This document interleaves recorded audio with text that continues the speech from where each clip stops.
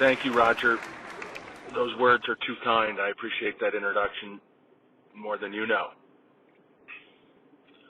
Westmont College baseball team, first I want to say congratulations. What an accomplishment. NIAI champions last year. Wow. Honored to be here.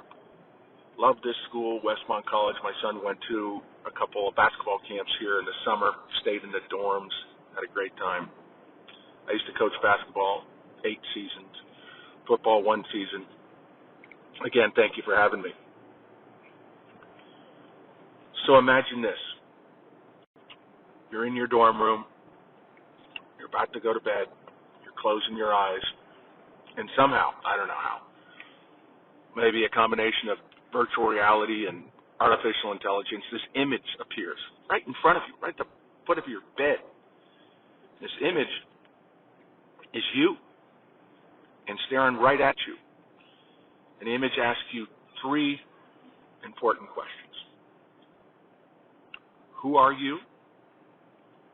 Who do you want to become?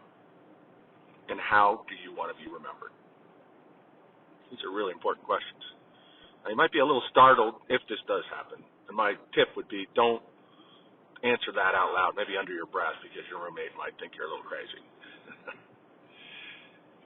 So as I said, these questions are important. These are questions I ask myself all the time. Hopefully you'll ask yourself these 3 questions. Who am I? Who do I want to become? How do I want to be remembered?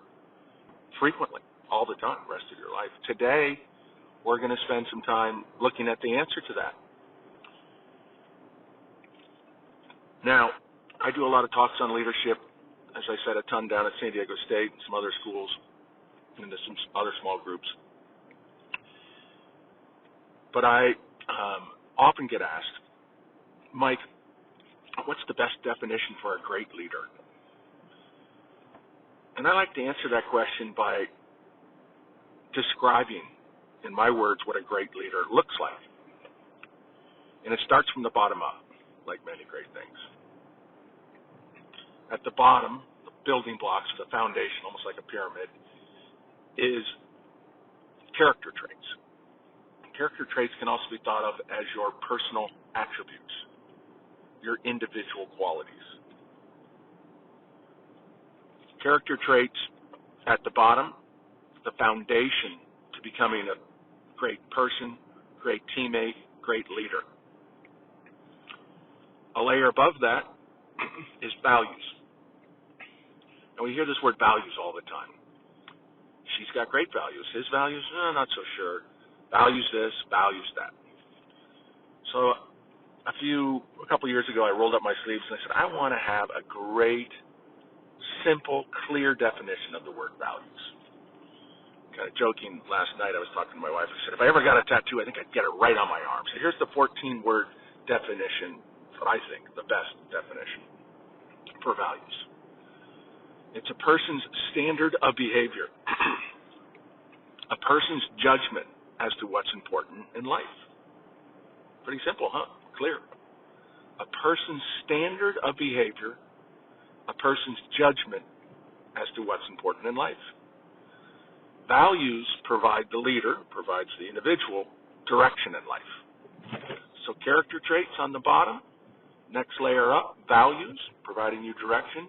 The next layer on top of that is what I call your leadership philosophy or your belief system. Now I have the word heart on this diagram and on your handout because I like to talk a lot and I teach and preach something called heart-led leadership. Heart-led leadership is a philosophy or belief system that I endorse big time. Heart-led leadership emphasizes authenticity, transparency, sincerity, and it epitomizes servant-based leadership. If you're a heart-led leader, you're humble.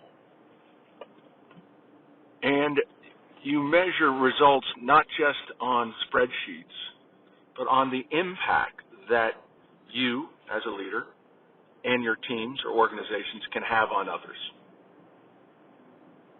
So those are the 3 layers, and really what makes up what I think a great leader.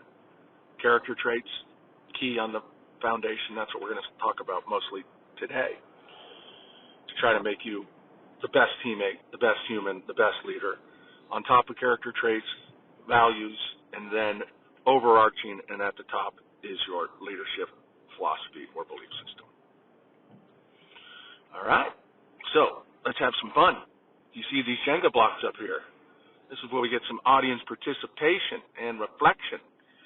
I need a volunteer, and what we're going to do, the next two components of this chit-chat, is we're going to ask for the volunteers.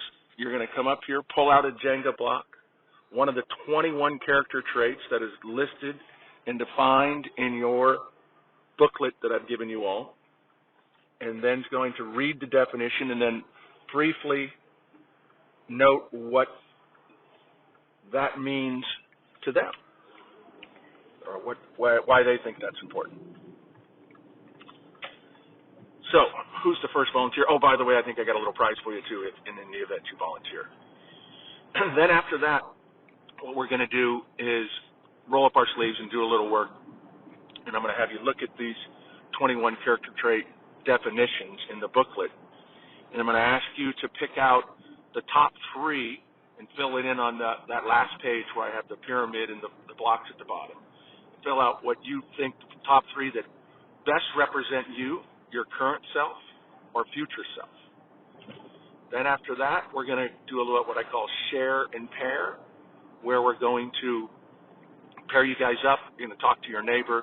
You're going to share what those top three selections were and why, briefly.